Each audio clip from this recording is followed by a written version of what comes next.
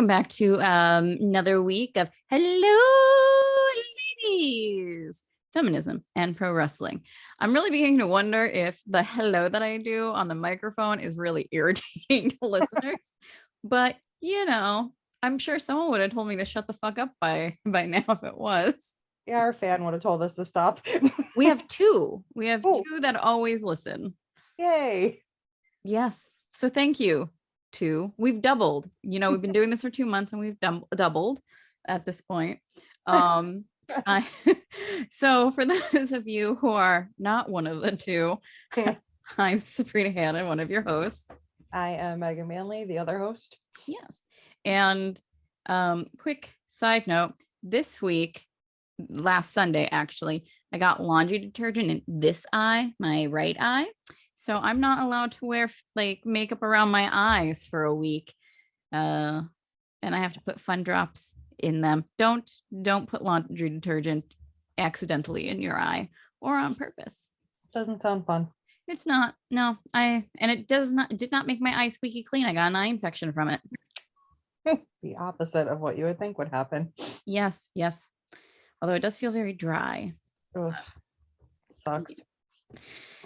But I'm not blind, so I'm not complaining too much.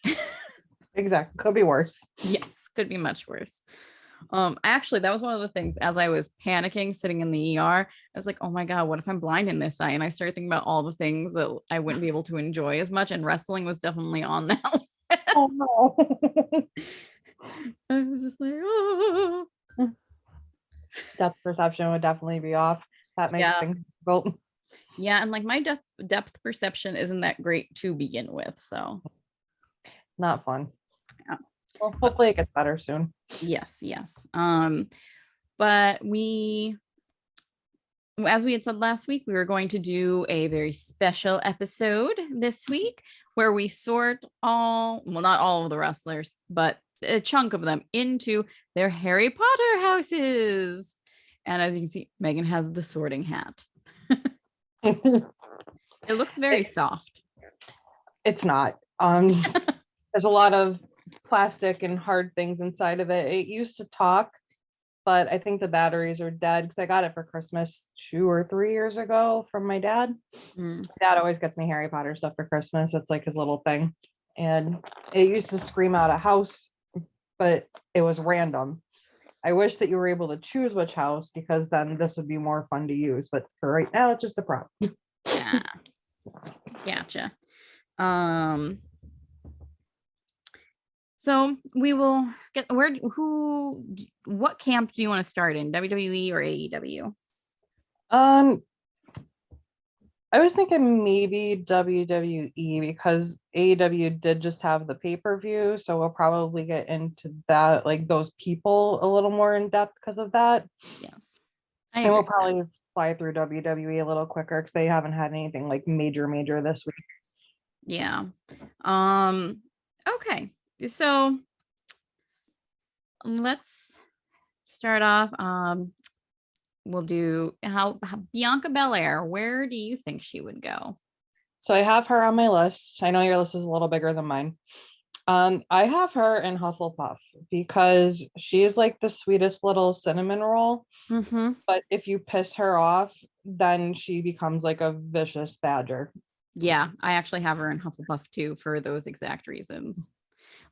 She's just such a delight. And she's so creative too with making her ring gear and stuff like that.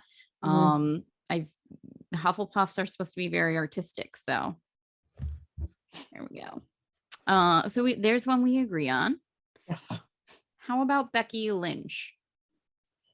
So I have Becky, and then in parentheses, heel or face.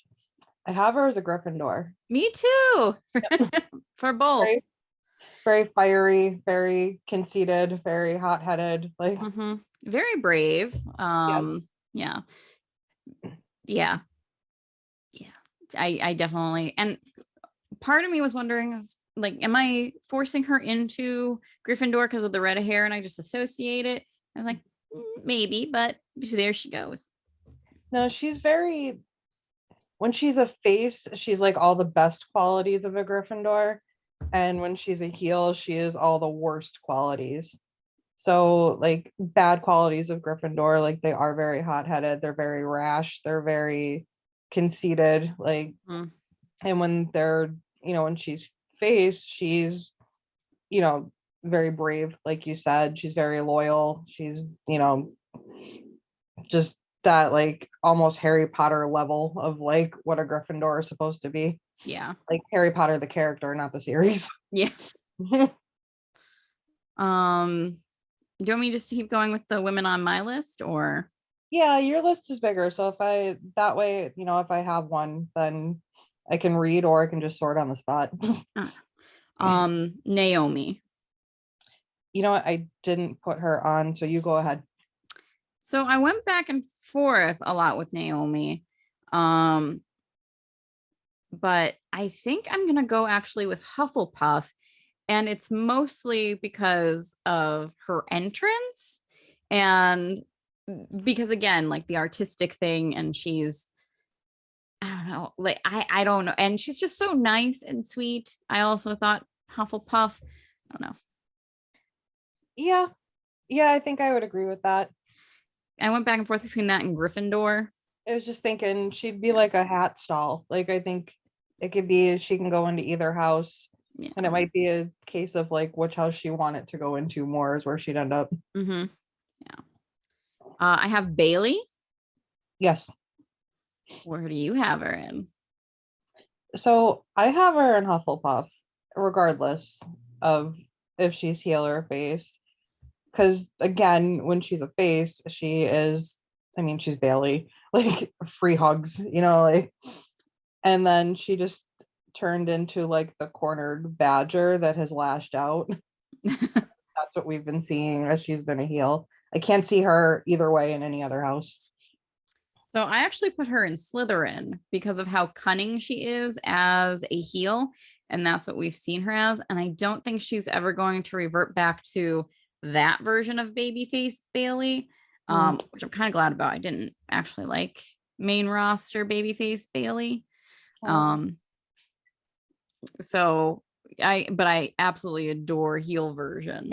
Yeah, she's fantastic. Yeah. I think the more they let her have like that sense of humor that's very like cutting, and I think that probably is very much so. Not that Bailey herself would necessarily be a Slytherin, but I think she has that. Maybe she's a Ravenclaw in real life and plays a Slytherin on TV. It was funny. So you know how Vince had that interview with Pat McAfee? What was it, last week? Mm-hmm. She took the whole like the clip, the Michael Cole, and then when Vince said, "Oh, he's just the worst," and she's like, "See, I've been trying to tell you," and I'd lost it. Like she's still going on with this feud with Michael Cole from like almost 2 years ago now. It's just brilliant. Yeah, it's fantastic. Sasha Banks. Slytherin. The hat would barely touch her head. It would be like Draco, or it's like Slytherin and off. Mm-hmm. Yep, it just hovers above it. She's like Edge, like the ultimate opportunist. She's the poster child for Slytherin. Mm-hmm. Her or another one that's on this list that's a female that's coming up. Ah. So the next one I have on my list is Ria Ripley. Oh, I don't have her. I really stalled on Ria. She's not a Slytherin. Mm-mm. She's very kind, but I don't know if she's a Hufflepuff. Mm-mm. Gryffindor doesn't feel quite right either. We're in the same thought process, I think. So I think by default she might be a Ravenclaw. Yeah, she has very Ravenclaw-y vibes to me. Mm-hmm. It's the goth thing. Yeah, it might be. Yeah. But also I'm a Ravenclaw. We probably should have started this off by saying what we were, but I'm a Ravenclaw, so I will gladly claim Ria Ripley for my house. I am a Slytherin. Probably why half my people are Slytherins that I've sorted. Well, to be fair, I think it's very easy to sort heels that are cunning, like that are smart, into Slytherin, whereas faces that's what it was so much easier to sort them into either Gryffindor or Hufflepuff. Yeah. Yeah. I don't really have a lot of Ravenclaws on my list at all. I think I only have 2. We're a select bunch. 3. I have 3. That's it. Spoiler alerts, everyone. All right, Charlotte. That was who I was just talking about before. She is a textbook Slytherin, just like her old man. Yes. So yeah, 100%. Even when she's a baby face, like she might lean a little more Ravenclaw then, but she never crosses that line. She's And always out looking out for number 1, face or heel. It's always cover your own ass, save your own ass, and that's a big trait of Slytherin, is to take care of number 1. yeah. So for the 4 horsewomen of WWE, we have Slytherin, Gryffindor. Except for mine. Mine is Gryffindor, Slytherin, Hufflepuff, and Slytherin. Yeah. All right, Alexa Bliss.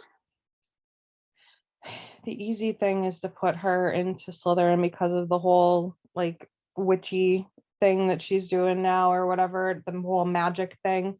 But I didn't sort her, but I thought about it and I forgot to put it down. I probably would go with Ravenclaw. So that would be the 4th. If I think back to the goddess, even like she was very witty and wit beyond measure. So Yes, yeah, I had her as Ravenclaw as well. She fits the goth aesthetic. The only criteria, really. But yeah, also she's very witty. She's just very smart generally in the ring. Sonya Deville. I don't have her either, and I have no idea where I would put her. Right. I don't, and this is obviously again the character. There's one person that when we get to, we're going to talk about what they say they are versus what we feel they are as the character, not as themselves, but not a Hufflepuff. She doesn't show great bravery, so I wouldn't say Gryffindor. Yeah, not anymore, no. And I don't necessarily think the thing she has been doing would land her in Ravenclaw either. So I think by default she goes to Slytherin. Yeah, she's another one of those like slimy heels that very like underhanded. I mean, not all Slytherins are like that. 'Cause, I mean, if you even think of like back to the actual series, like Lockhart was a Ravenclaw, but he had very like Slytherin like tendencies. So I mean, and like Professor Quirrell that had Voldemort literally living on the back of his head was another Ravenclaw. So I mean, they could be evil too, but yeah, she's very Slytherin type evil. I hate that all the heels are going into my house. Well, here's one. What about Zelina? Queen Zelina. I don't have her either. Where do you think she would go? Oh, with this queen thing going on, I mean, probably Gryffindor, honestly. I put her in Ravenclaw because of how she's not exactly like, I don't know. I get more of a Ravenclaw feel from her than a Slytherin, and I don't exactly know why, because it probably should go Slytherin, but I just feel the Ravenclaw calling to me. I feel like with this whole queen thing now that she has going on, it fits into the ego, the very big ego that Gryffindors have, which is why I think I lean more towards that, because the ego is like the overwhelming thing with her character right now. Yeah. That and the accent that is sometimes British, mostly Australian. She's trying to do like a King Booker so badly, and it's just not working as well as King Booker did. Like, No, but it's becoming its own very hilarious thing of like, where are we today with Queen Zelina? Where in the world is Queen Zelina's accent? are we New Zealand? Are we Australian? Are we British? Are we from, Scotland? We don't know where we are. Ireland. I feel like it's whoever she happened to have been talking to backstage right beforehand. That's true, because I think all of those countries are covered backstage. Yeah. Yeah. And in the women's division alone. Oh, that's too funny.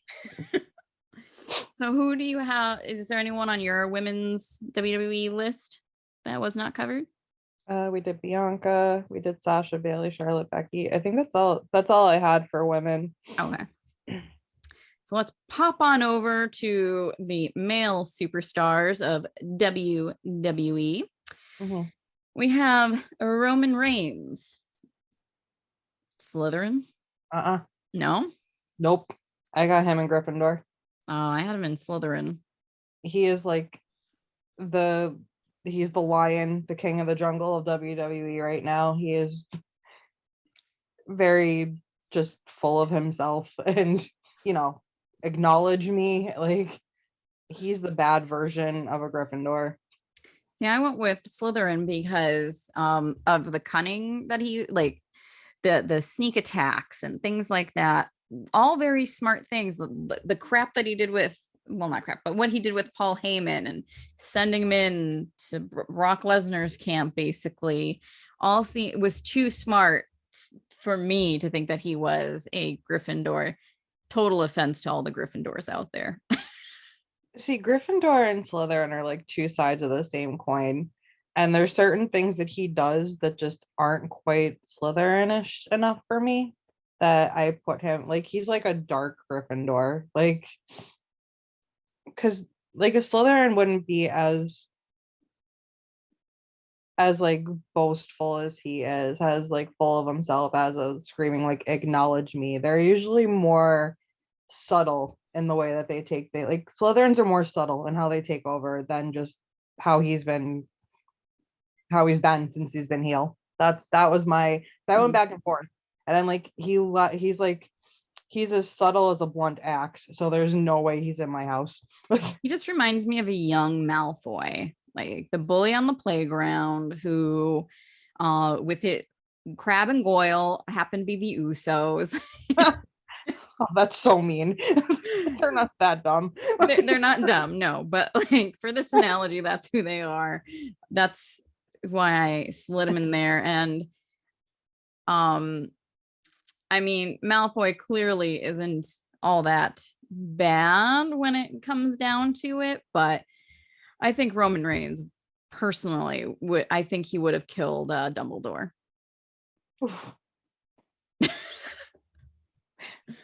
Controversial, I know, but I think Roman Reigns would have killed Dumbledore to have his magic wand. Spoiler alert, that was planned between Snape and Dumbledore. Yes. That was assisted suicide. That was not a murder. Mm-hmm. Yeah, I think Reigns would have just straight up murdered him and been like, great. Reigns, you know who he is? You want? He's Voldemort. Oh, dear God. No, because even Voldemort doesn't come out in the open and try to rule. He has a puppet in the ministry that Thick and Ease that they have under the Imperious curse for like acting as minister. Well, that's as he was trying to come back. His first grab for power, though, I'm pretty sure when he's going around killing all those folks and everyone was afraid to say his name. This is Voldemort's first run right now that we're seeing with Roman Reigns. I'm just refusing to have him in my house. I don't want it. You refuse to acknowledge him? I refuse to acknowledge him. Gryffindors can have him. I ain't taking them. All right. So next up we have Big E. Oh, how did I miss him? I mean, that's a Hufflepuff if I ever saw one, so that's easy, even though I don't have him sorted. And so we'll just go right through the New Day in general. Kofi, I went back and forth between Hufflepuff and Gryffindor for him, but I think he is a Hufflepuff. Yeah, I would say those two are, and I think Woods would be Ravenclaw because of the video games and yep. That's exactly what I was thinking. But yeah, the only one that I was like, about was Kofi, because I was like, he could. When I think of him at the Royal Rumble, I see Gryffindor there, but every other day of the year, I see Hufflepuff. And you're allowed to have a Gryffindor day or a Slytherin day or a Ravenclaw day. You don't every day, you don't have to be your house. Look at Neville Longbottom. He was a Hufflepuff for like the first 5 until like the middle of book 5 when Bellatrix escaped, and that kind of like kicked him into gear. Well, he did stand up to his friends too when he got the extra points for Gryffindor. So cute. Yeah. That's usually the sign that you're raising your kid well, which I mean, whoever was his grandma was scary. Yeah, that howler. Or no, it was that ball.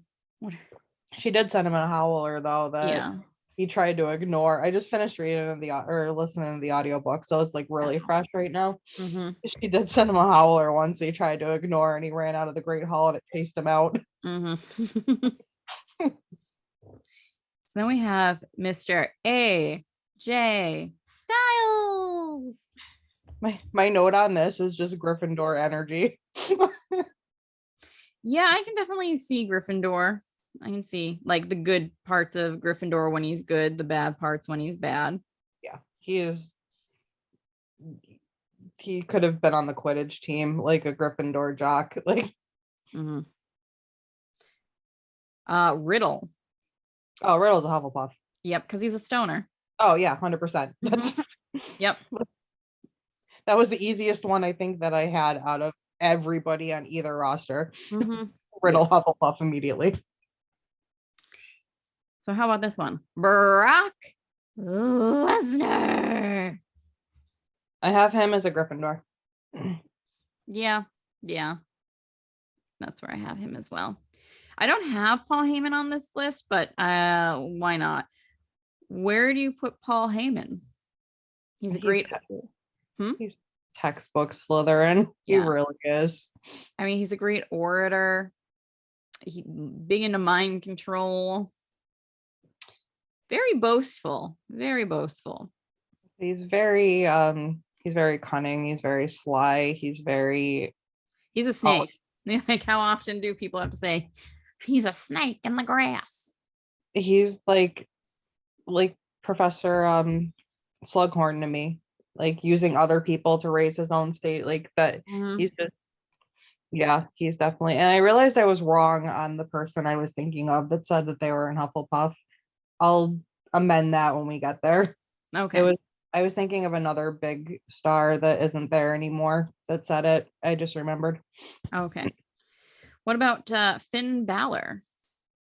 How did I forget Balor? Him and his abs. Right? And his ass. Yeah. Package. He's the full package. Oh God, that's hard because like there's Finn Balor and then there's the demon. And the demon I think would be like a Ravenclaw to me. But like Finn Balor himself, like Gryffindor? Yeah, I was gonna say that's Gryffindor energy. Yeah. Kevin Owens. And I think I'm gonna say like the version of Kevin Owens that we're seeing like the last year or two, because there's been many different Kevin Owens. So I specifically I put where I wanted to put him, and the reason why I feel like no matter what he is, that he's always the same house. I'm claiming him for Slytherin, no matter where he's at, because he's another one that's kind of like alone. Like even when he was a face, he was still. It was for his family. Everything was for his family. And when he's like a heel, he's just looking out for himself. But one of the really big qualities in Slytherin is like fraternity and loyalty to like your kin. And he's he's another one that is a textbook. He's his house. He just always fits it no matter if he's heel or face. The only other thing that I think even a house that holds a candle to that would be Gryffindor. Those are the only two houses I think it's even possible for him to go into, but I would agree it's Slytherin vibes. Lashley. Oh, I don't have him either. Yeah, you have what? How many more? I have 15. You have 20 each?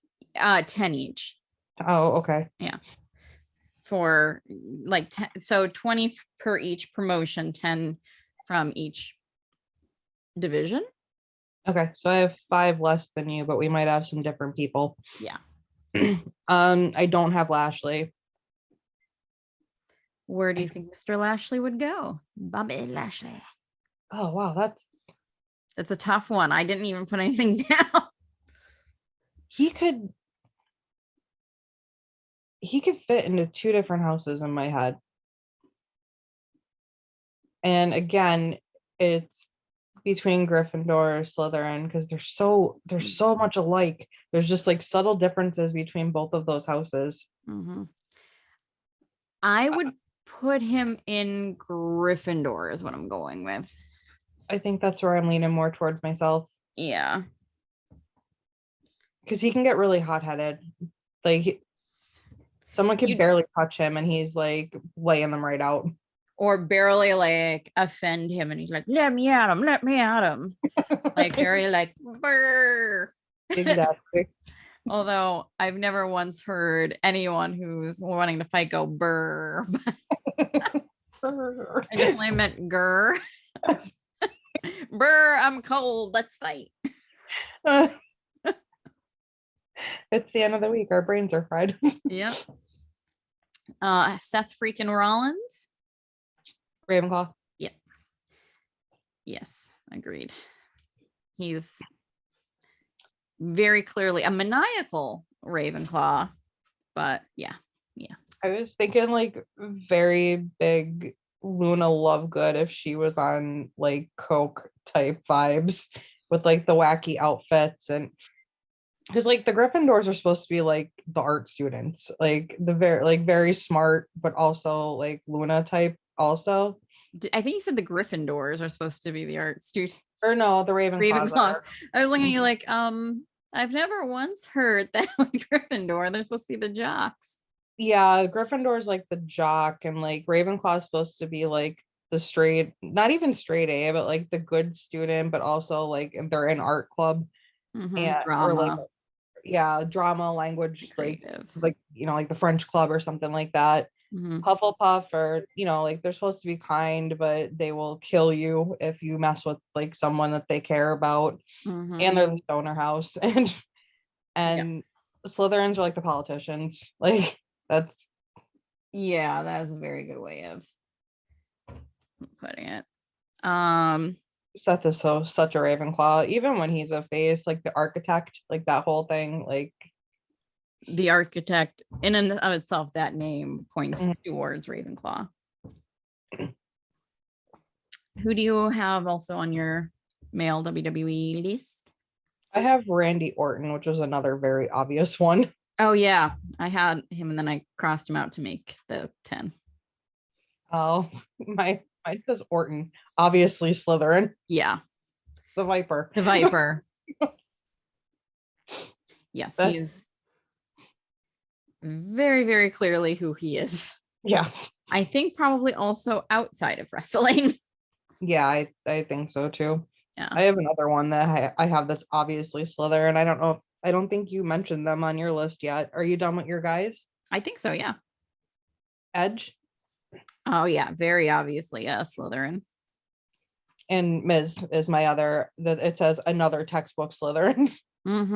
Yes, I caught an interview with, what is his name? It's John Van Vliet, maybe Van Vliet, Josh. something. He's an interviewer of mostly wrestling folk, and he was interviewing Corey and Carmella. And Carmella actually said one of her biggest mentors has been the Miz, and if she could be a female Miz, she would be ecstatic. Huh. I mean, she could possibly pull that off. Yeah, I think she's already trying with the whole most beautiful woman in WWE thing because, must see superstar, most beautiful woman. It's Yep. kind of similar. Yes. But and then John Cena, of course. We were talking about this a little bit before we started the podcast, but yeah, I'm wrong. So I don't know why I thought it was Cena. I actually vividly remember the tweet. It was The Rock. It was The Rock that tweeted that he was a Hufflepuff. Somebody said something about Hufflepuffs, and he said not to diss his house or so. I wish I can find the tweet, but yeah, The Rock has stated that he is a Hufflepuff. And you know what? I could see it. I could see The Rock, the person, but not The Rock, the Rock. No, that he Gryffindor energy. He is the king of Gryffindors. Yeah, definitely. He himself has said that he was a Hufflepuff, telling people lay off them. Yeah. I think one of the only way I could see John Cena as Cena is definitely a Gryffindor. I think also as a person, maybe a Ravenclaw because he keeps picking up random things like how to speak Mandarin, how to play the piano, just for funsies. Acting, yeah. So he definitely has an artsy part of his personality. He's a big comedian in general, but I said the only thing I can see about him being a Slytherin is you can't see him, and Hufflepuffs and Ravenclaws are, not highlighted throughout the Harry Potter universe. No, I heard it's almost next to impossible to find Ravenclaw merch.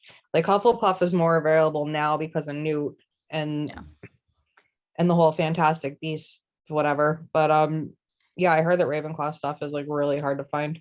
Yeah, I mean you can get some Luna stuff, but it's very, very difficult.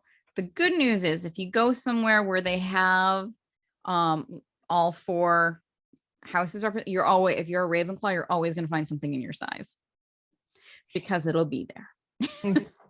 Untouched, unloved. We're a rare breed. My best friend, my maid of honor, she's a Ravenclaw. We are the best. It's true. Well, I mean, that is Slytherin, but that's a whole other story. Yeah.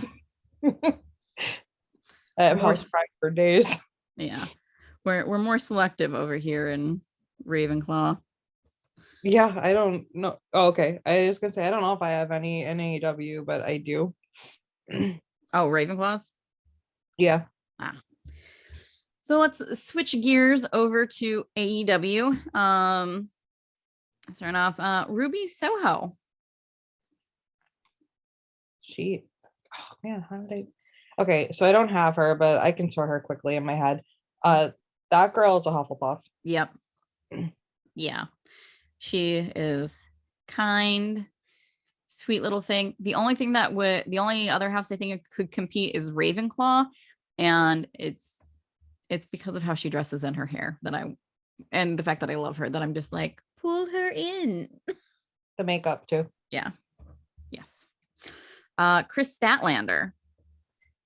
I mean, she's an alien, but she can be sorted. How did I only put 3 women on my list? So I don't have I'm sorry, I put 2. I thought I had. Okay. So I'm gonna have to sort the women off the top of my head because I only put Britt and Thunder Rosa for whatever reason. Statlander, that's gotta be a Ravenclaw. Ravenclaw, you think? Yeah. The only other thing I could think was Hufflepuff, and it's because she's part of Best Friends and whatnot. But I love Chris Statlander. If it wasn't Thunder Rosa which Thunder Rosa's going to win the belt next week. I mean, it's her hometown in a cage match. That must be why they had her lose on Saturday or Sunday. Yeah. But if it wasn't Thunder Rosa going for it, I would want Statlander to be the next champ real bad.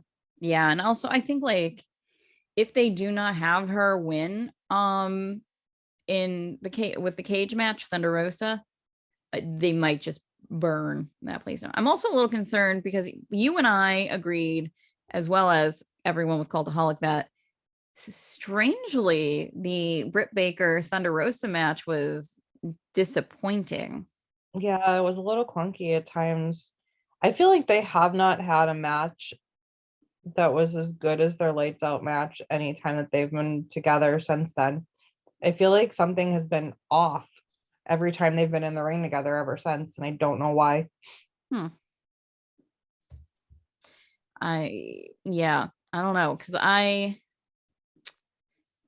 did not, I've never seen the entirety of that match, full disclosure, but even I know how great that match was.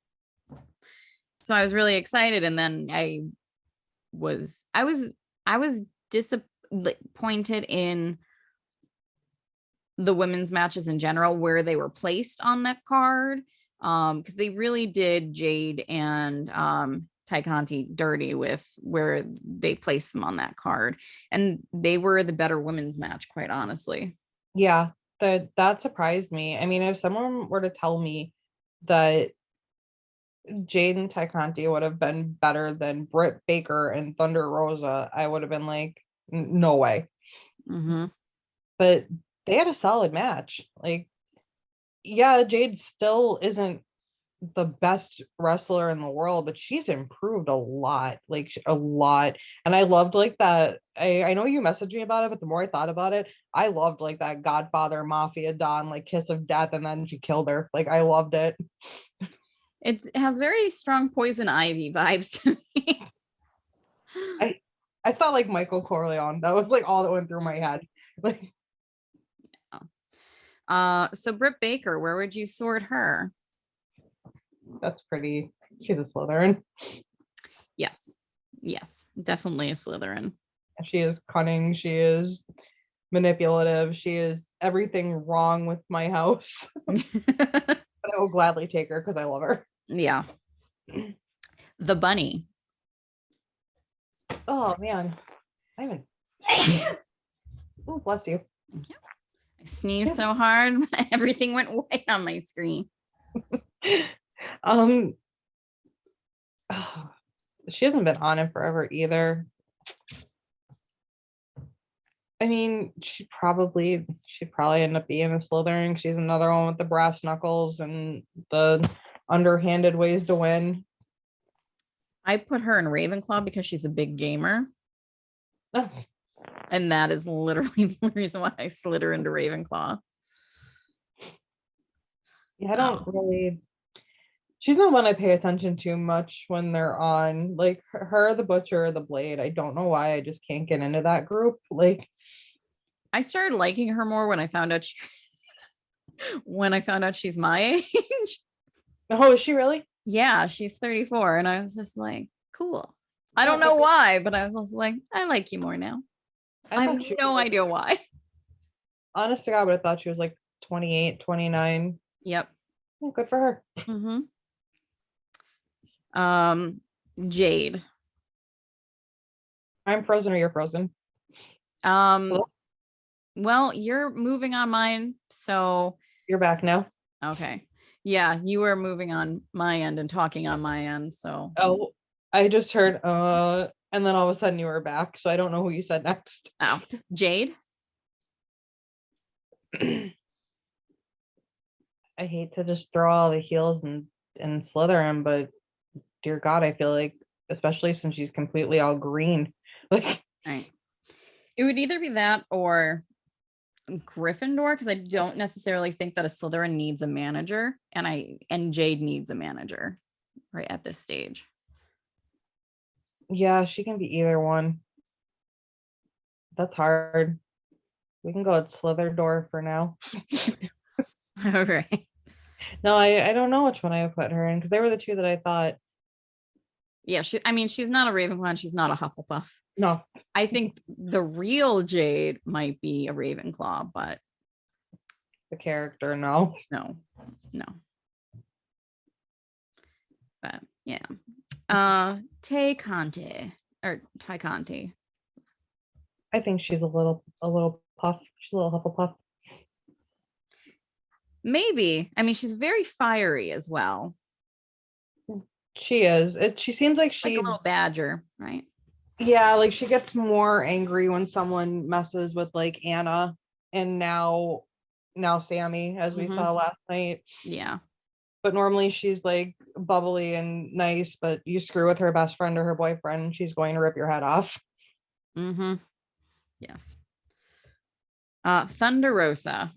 I do have her. And she is she's big Gryffindor energy to me. Yep, same. 100% Gryffindor. Coming in to save the day. And hot-headed. Yeah. And rash. Like she's just gonna run in. She will run in. 4 people in the ring, don't care. She's coming. Yep. Nyla Rose. Ooh, I get Ravenclaw energy from her.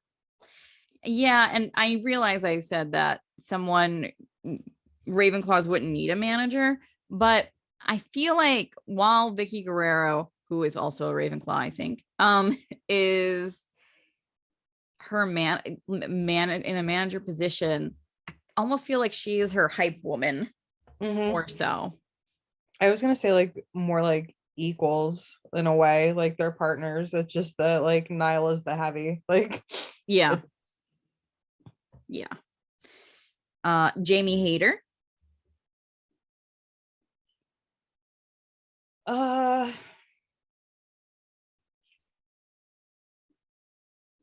I'm just gonna throw in all 3 of them in the Slytherin, aren't I? Because they're all the same. Like they're all the same. I think Jamie Hayter's gonna do. Is she the one? Eventually, when she turns on Britt Baker, It's gonna happen. Yeah, I think she is going to be more Gryffindor than anything, like over the course of her career. Right now, I think it's fairly obvious that she's more Slytherin leaning, but I'm going to put her in Gryffindor based on what I think she's going to become. That's fair. Mercedes Martinez, who we've only seen for a very short period of time here in AEW. Yeah, we haven't seen her much here, but so far I would say probably Gryffindor energy. Yep. For all the same reasons as Thunder Rosa, really. Yeah. And I think right, because she came in and you're thinking she's gonna be a Slytherin, right? Like, and very quickly it was like, that is not the case. She has a standard and some ethics. That's not who she is. Nobody's gonna control her. Yeah. So those were all the women you had in AEW, right? Yeah. Okay. Let's see here then. So for the men, Hook. Let's start off with a weird one. Oh, I don't have Hook. I like that. Oh God, he doesn't talk. He does not talk, which I don't think he's a Gryffindor solely on that. Like, he goes off of his actions only. I don't think he's a Slytherin. No. I think the 2 main houses are eliminated with him, which makes me so excited. Oh, where would I put like a strong silent type? Like Ravenclaw? Send Hook my way. Actually, yeah, send Hook to Ravenclaw. Yeah, I don't see Hufflepuff. No. Yeah. I think you got him. And I guess while we're on, I don't have Taz down, but why not? Since we're talking Hook, where would you put Taz? There's no house that really has orange. Kind of Ravenclaw, but I don't think he's a Ravenclaw. I mean, is with like AEW Taz, I think he's a Gryffindor. He's not. He's too. You're just saying that because he's a proud papa. I mean, that's part of it. He's just too loud for Slytherin. We're not very loud people. Like, I don't necessarily think he is. Okay, so I'm very biased. I don't think that Taz is a heel. I know he's supposed to be the heel commentator, but I just love him so much. It's like William Regal. Really, William Regal could do whatever he want. I'd be like, he's not a bad guy. That promo last night. Oh my God. I was like, Mhm. that He's was someone that whenever William Regal speaks, you listen. 100%. yeah. And he's always been like that. Some people just have that, like that charisma that you would follow them into battle, like Mhm. which okay, he's a Slytherin. So I'll do that right there. Like William Regal. Is he? Probably. There's your Voldemort. You want somebody like cunning and charismatic and they speak and you listen and they'll follow you. There you go. But he's also like, I don't think he wants knowledge for bad necessarily. I think he likes knowledge for knowledge's sake and he likes passing it on. So I actually think he's more of a Ravenclaw. We just both want him in our house. Exactly what it is. I will make a strong argument for how he belongs. I would send him to Hufflepuff before Slytherin. Well, I do have his two proteges on here. Oh, yes. Wow, John Moxley and Daniel Bryan. Whoa, my brain. John Moxley is another one that it would just be like the Sorting Hat would go Gryffindor and like barely touch him. Mm-hmm. We might disagree on Bryan. Where do you think he is? I got him in Ravenclaw because I agree. how technical and creative wrestling he is. Yeah, I 100% agree that he's a Ravenclaw. Yeah. And I also think if Daniel Bryan himself were to, did you hear that? Yeah, was that a cat? Yeah, Oliver's jumping up trying to open the door. He does that. He tries to grab the doorknob. Yeah. So I think if Bryan Danielson, the actual person, were to take that, he would get Ravenclaw as well. Maybe Hufflepuff, but I don't think so because he has a bit of a, from what I hear backstage, like if you make him mad, he can really like dig his heels in and he's like, no, I'm right. You're wrong. He's got a brilliant wrestling mind. Like probably one of the smartest. That he's just definitely a Ravenclaw. Yeah. Unrelated to all this, I think he'd be a really fun dad. Yeah. I mean, I'm sure he is a really fun dad in general, but he's so cute. Yeah. That cat. Yeah. So Hangman Page. He's a puff. Yeah, he's a Hufflepuff. He is like the poster child for Hufflepuff. He's got all of the Hufflepuff energy. Him and Bianca Belair. Yeah, right. They would be like head boy and head girl of Hufflepuff, I think. Yes. He's 100%. He's the biggest. He's like her, like the biggest cinnamon roll you'll ever meet. But don't mess with his friends or him or used to be his alcohol. But yeah, he's big time Hufflepuff energy. Yes. Kenneth Omega. He's the only one that I have split on my whole entire list for heel and face because Kenny is two different people depending on what he is. He is a Slytherin heel if I ever did see one, but he is a Hufflepuff face. So I want to actually put in a claim for Ravenclaw, and I will tell you why. Can't have him. It's the gamer, and all the things we said about Daniel Bryan apply to Kenny Omega. However, Daniel Bryan is not using the Young Bucks and Brandon Cutler and the Good Brothers and Don Callis to help win his matches. No, but now he's a part of, now Daniel Bryan has John Moxley and William Regal, and who knows how that's going to go. They are a tag team, though. You're not taking my Kenny.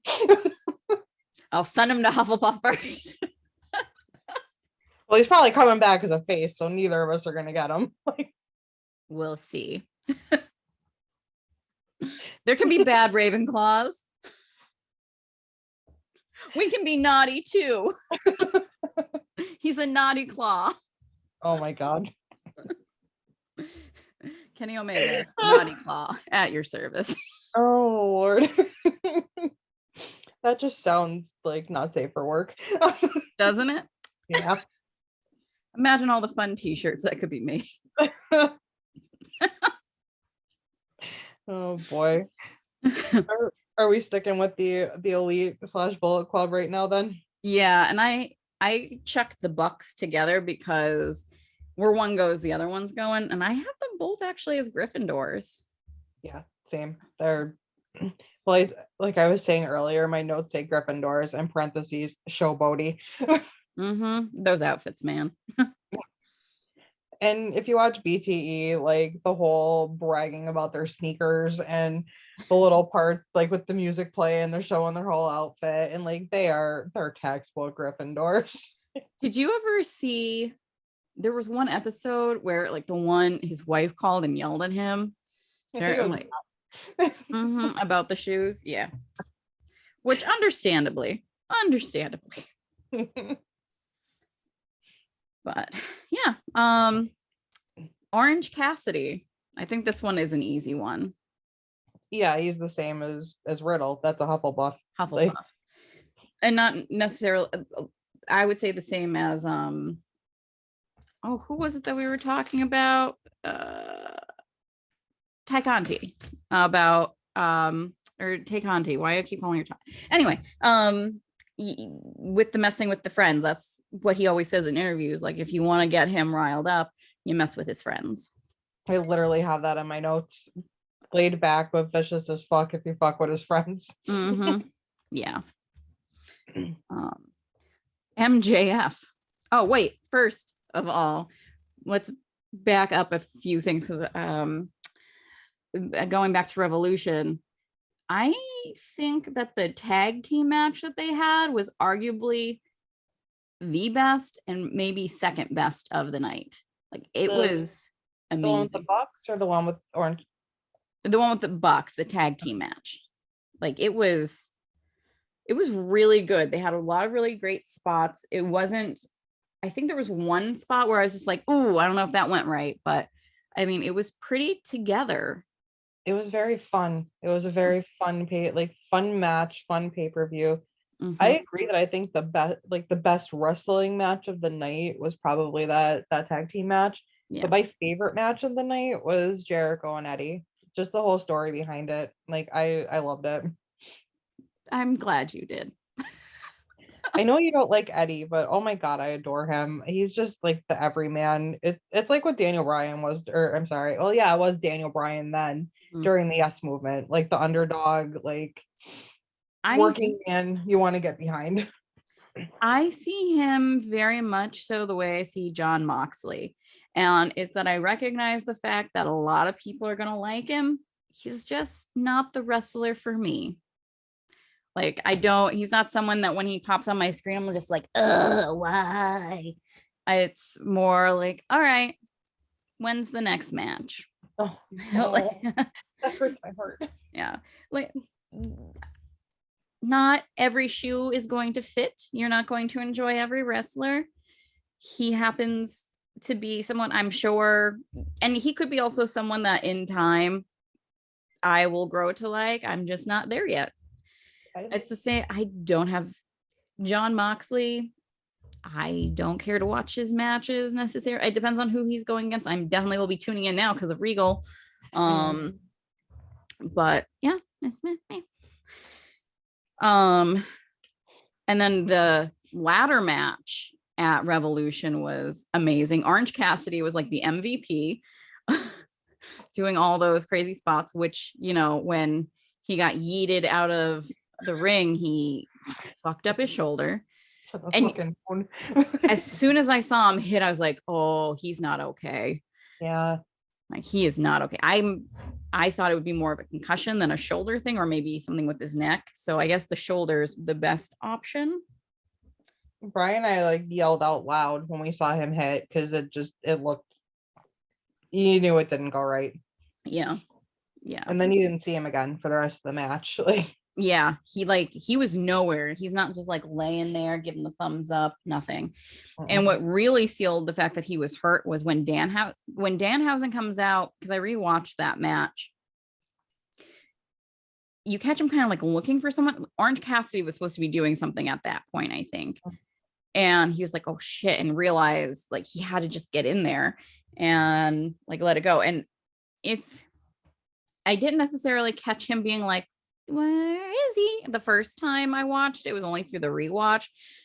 Because there was enough going on with Ricky Starks, I believe it was at the time, with him shimmying up the ladder. I mean, that's what you're going to be looking at. yeah. But yeah, I think Orange Cassidy was supposed to be involved in whatever that was, and they just had to. And unfortunately, with Danhausen still recovering from that injury, there's only so much Danhausen can do. Yeah, I can't wait to see him actually like be able to get in the ring. That's gonna be a lot of fun. I know one time he has a jar of teeth that he has, and people, I really think like if you're a serial killer and and you think the cops are on to you, you should send, and you've been keeping teeth as your trophy, send them to Danhausen. That's what you should do, because people are sending them their baby teeth and everything else. But one of the things in one match he took and he poured teeth into somebody's mouth. Ugh. Right. Yeah. I'm hoping that they were fake. Hope so. But yeah, I don't think they were. But yeah. So where do you I do have Danhausen on this list, so why not? Where do you think Danhausen falls? Danhausen is I don't even know where to begin with him. I mean, He's very nice, very evil. you know what? I'll take him. He's a Slytherin. We're very nice, very evil. His loyalty can be bought, but also I don't know how much it can be bought. His curses can be bought, rather. I don't know if his friendship necessarily can. I'd curse somebody for a cup of coffee, so I mean, yeah, can relate. Yeah, if you ever get a cameo from him, he does curse all of your enemies for you for the low price of whatever they are now. Teeth. Oh my! I really hope at some point Britt Baker gives him teeth to curse someone. Oh god. Briefcases are around, like you were saying. You want him to chase her for more teeth. Yeah. You know what? Maybe he is just a Hufflepuff because of the like badgery side as well. Maybe. Because I mean, he's a fun one. He's so his own thing that I don't even know where to fit him into. Luna, he has some Luna Lovegood vibes. Yeah, a little bit. Yeah. That very out there, like. Although I don't know if the other Ravenclaws would be able to handle him making up words like he does. Maybe not. Although they don't. He's a genius though when you think of things like the Ass Boys and all those other things that he's done, the AEW. That's still one of my favorite things that has happened this past year in wrestling, I think. Yeah. I actually recently drank a AEW root beer because I saw it and I thought of him and I was like, yes. It's perfect marketing and like it's worked out really well. I probably wouldn't have drank it if it was not for Danhausen. I'm sure that their sales went up a bit with all of that going on for sure. Oh yeah. Yeah. MJF? Slytherin. Are you sure? I think he might be a Hufflepuff. No, he's a Slytherin. Yeah. Slytherin. A silver tongue Slytherin. His match with Punk, I was not able to watch a lot of it because it was a lot of blood real fast. Yeah, I was out for a little bit and then I like peeked and I noticed that Punk sweat off most of his blood. So I was like, okay, it like cool. Coagulated a little. I was good for a little bit. And then that pouch with the tacks came out and I went, okay, I'm out again. Because I can't watch people get like stabbed or like get a shot or like like anything like impaling skin. I cannot watch it. So I missed a good chunk of that match, but it sounded good. Oh. See, the tacks don't bother me, and I think maybe it's because I've watched enough Tattoo Master that it doesn't bother me. But yeah, do you have tattoos? If you can't stand on like looking at that I kind have of stuff, 6. I have 6 tattoos. I can do it. I just can't watch it. Like when I got my wrist tattooed, I spent the whole time like I can't look at it. I can't look at it when they're taking blood. No, I don't. I no way. Hmm. I am as far away as I possibly can be. Yep. Yeah, I get woozy otherwise, which I was physically nauseous during the MJF Punk match. Like once the tax came out, I started watching again because I figured it had been long enough. But yeah. Ugh. I actually Surprisingly, MJF didn't have that many tacks in his body. Like I've seen worse. I wouldn't know. I really didn't look. Like I can't look at it even when they're in there. I what was it Friday? Was it Friday night on Rampage with when when Punk cut open his Oh head? yeah. I actually started gagging because at one point I looked and I saw wherever Oh he nope. gagged. I don't want to hear. I don't Okay. even want to hear. Nope. Don't even describe it. I won't. Don't do it. Like my skin all just try to recede off of my body. Yep. I looked. I went, "Oop," and I'm like, okay, I'm done. I actually felt. I have not felt nauseated from watching wrestling. Like any of the like Mox's like death matches and stuff like that that have been on AEW, like those didn't bother me that much. Like Britt and Thunder Rosa didn't really bother me too much. But what happened on Friday, I actually gagged. I'm a wimp. As soon as I saw him with the ring, I knew what was happening. I'm like, they're doing this so Punk bleeds more. And it's easier to make him bleed for Revolution. As soon as I was just like, nope, and I looked away. Yeah, I knew where it was going, and I did not want an invitation to that party. it got bad. It got very bad, like where I couldn't even. Nope. Blah. And of course, the end of that match, we do have Wardlow again, given that good face, given the good face, coming down, acting like he just can't find it, and then as soon as MJF is down and Punk's like staring at him, he's just like, oh yeah, it's here. Leaves it in skadoodles. I love that he didn't hand it directly to Punk. Mm-hmm. It was kind of just like, here, do whatever you need to. I'm gone. Like, yep, I washed my hands of this. Yeah, and well, so we'll just go right into Wardlow, and then we'll talk about Revolution and Dynamite with Wardlow, War Daddy. I put him in Hufflepuff. I don't know why. I was just thinking the same thing. Yeah, like he's not a Slytherin. He's not a Ravenclaw. I don't think he's a Gryffindor, although he looks like one. I think he's a Hufflepuff. He's loyal to a fault. And he just got pushed far enough where the Badger's coming out now. Yeah, and also he told MJF, if you leave this alone, I won't come after you. But if you don't leave it alone, which he's not, hell hath no fury. Yeah. And yeah, even so what sold me on Hufflepuff for him is how he conducted himself in the ladder match, actually. Specifically when it was one of the other big guys. They were going up the ladder, and Wardlow was there. Instead of pulling him down, he just like taps him, was like, come here, come on. It was Keith Lee, wasn't it?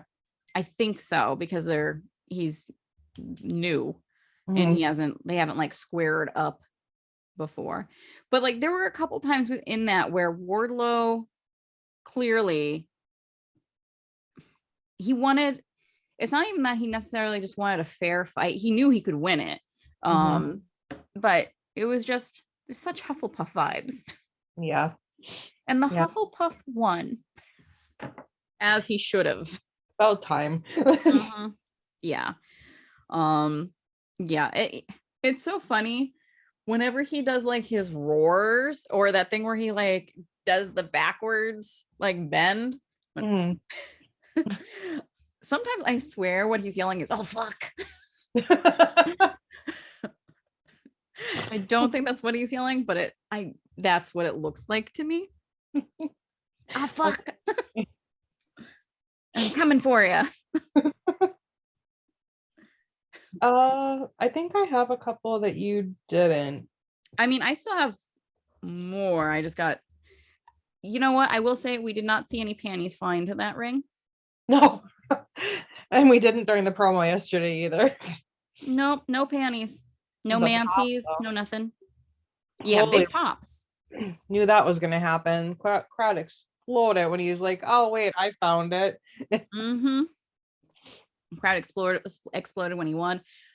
That was another match that I thought was, possibly a top contender. Like it gave everyone what they wanted. Everyone looked like a superstar in that. And they pulled it off with three big men being Powerhouse Hobbs, Keith Lee, and Wardlow. And it worked really well, minus the part where, Orange Cassidy got yeeted too far. But it just, even Ricky Starks, who I can sometimes forget about, looked great at that fall he took where Wardlow powerbombed him. The fact that he was okay after that says a lot for both Wardlow and Ricky Starks, Especially after having that really bad neck injury last year. Or was it 2020? The one that he got like, I think it started in 2020 and he didn't heal until 2021. Yeah, it was a long time. It was during it was a match with Hangman. And that could have been a career ender. Yeah.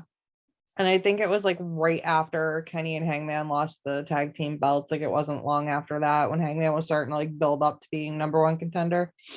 They do show Cody and Brandy having to talk to him in Roads to the Top about how like he's not going to be able to wrestle. Yeah. Yeah, that was sad. Yeah. I have John Silver on this list because I adore him. I don't have him, but I mean, he's a little puff, isn't he? Mm-hmm. He's a little Hufflepuff. Yeah. I think a lot of people in the Dark Order probably are Hufflepuffs. Colt. Yeah. I don't know about 10 though. 10 and his kayfabe coke addiction. I don't know if I'd put him in. I don't know why. I might throw him in Ravenclaw, one of those art students that likes their drugs. Hey now, actually the drugs fit with Hufflepuff. Wrong kind of drugs, I guess. Yeah, not that drug. Yeah. I have CM Punk. Punk's hard. Mm-hmm. I don't even have him there because I wrote it. Well, I wrote his name and he's blank because I don't know where to put CM Punk. My first instinct was Gryffindor, but then I thought, no. I think he would hate Gryffindor. I think he's always been more of a Slytherin. I don't see him as a Ravenclaw. He can potentially be a Hufflepuff, but I think I'd probably have to lean more towards Slytherin, and not just because I want him in my house, but I feel like he would fit the most there. Yeah, I mean, he's done some pretty evil things over his career. Mm-hmm. I mean, now he has like Papa Punk vibes, but yeah, I think the majority of his career up until this point, definitely Slytherin. Yeah. Right now is when it's a little like, I don't know. Hey, we're not all evil. Yeah, that's true. So I have the Hardy Boys on, and I have them in two separate houses. Jeff, I have as a Hufflepuff, and Matt, I have as a Ravenclaw. I didn't sort them, but when you said it, I thought him at first because I was always more of a Matt Hardy fan, so he always is the one I think of first. Ravenclaw was exactly where I thought he went. Mhm. And Jeff, yeah, I can see Jeff as a total Hufflepuff for sure. Yeah, definitely. Who do you have remaining on your AEW list? I have Jungle Boy, and I have Jungle Boy in parentheses cinnamon roll. So he's another one. Yeah. The only other thing that he might, and you might be able to make an argument for Gryffindor, but I think his loyalty and everything else puts him solidly in Hufflepuff. And he's too humble for Gryffindor. Yeah. He's not very conceited. He's confident, which is different than being conceited. He's humble, but he's confident at the same time, which that eliminated Gryffindor for me. Mm-hmm. Who else? Oh, I have Jericho, and have I have in capital letters textbook Slytherin. Jericho has had so many different variations of himself, but yeah, for the most part, Slytherin. Like, he's incorporated chunks of other houses heavily throughout his career, but yeah, he's a Slytherin. I mostly, when I was doing this list, was trying to go by what they are now, like within like the last 6 months, and or just the whole time that they've been in like AEW, like for that portion in general. And like Jericho has been a Slytherin the entire time he has been in AEW, heel or face. He's been textbook there. Yeah.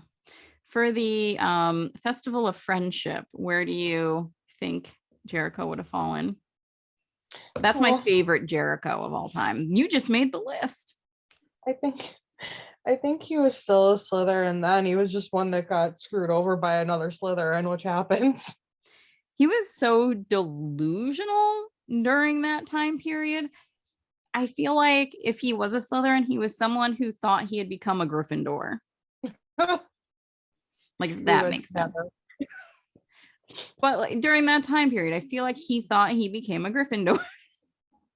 He was so funny during like the list era of Jericho. Him in that scarf. And just like the fact that he got the word "it" over. Like, who does that? Jericho can do anything when it comes to that. That man can get anything over, and he proved it when he got the word "it" over. Just the word "it." And bubbly, like he's brilliant. Speaking of Jericho the human, like not the character, it would probably be a Ravenclaw, because that man is a genius when it comes to just wrestling and characterization and in-ring, and they don't call him the greatest of all time for no reason. He really might be. Like, yeah, he's very goaty. So the goat thing just reminded me, because there's somebody else who goes by goat other than Becky Lynch for a while. Natalya was, and we did not sort her. Where would you put Natalya? I feel like Natalya is, it depends. So right now, I don't know. Natalya is like the big show of the women's division. You don't know from like day to day if she's heel or face. Like, I don't know what is going on with her. When she's a heel, I think she's more Gryffindor. She's so cocky. And I think when she's a face, she's like a Hufflepuff. So I guess it depends on what they have her switch to that week, like good or evil. But yeah, I feel confident putting her as a Gryffindor. Because I also feel, at least like in recent history, she's mostly been a heel. But we forgot Adam Cole, baby. Oh yeah, we did. That he's a Gryffindor. I mean, look at his entrance. Adam Cole, baby. Like, you can't get more cocky and conceited and full of yourself than that. It's very true. Very, very true. He's definitely a Gryffindor. I do want to just say that him him as a person is the most Hufflepuff. Hufflepuff, like I will never stop going on about how Adam Cole is the nicest human being on the planet. He's a walking, talking puff. He's the head boy of Hufflepuff. Yes. Him, or he might be a prefect, and then we're still gonna give head boy to Hangman Oh Page. yeah. Yes. Well, since we've done everyone else in that little group, I might as well do Bobby Fish and Kyle O'Reilly, which I think they would have to go together because they don't in AEW so far, they don't have separate personalities quite yet. Really? Like if you had not been watching any other wrestling and you didn't see them in NXT and therefore you didn't see them before, you only know them in AEW. I watch BT too. They kind of been showing some personality in that, like the air guitar. Oh yeah. The air instrument battle. Yeah, that was hilarious where Bobby Fish was like slapping his ass. A tambourine. What do you have, a flute at one point or something too? Mm-hmm. Yeah, that was great.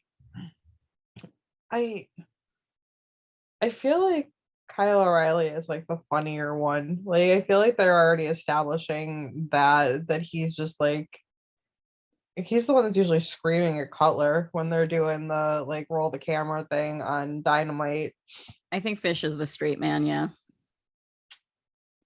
I mean, they'd probably still both be Slytherins, though. I don't think they're Gryffindors. Those are the only two options for them, because they're not Ravenclaws and they're not Puffs. I have an argument for Kyle for Ravenclaw. The air guitar. The theater thing. Yeah.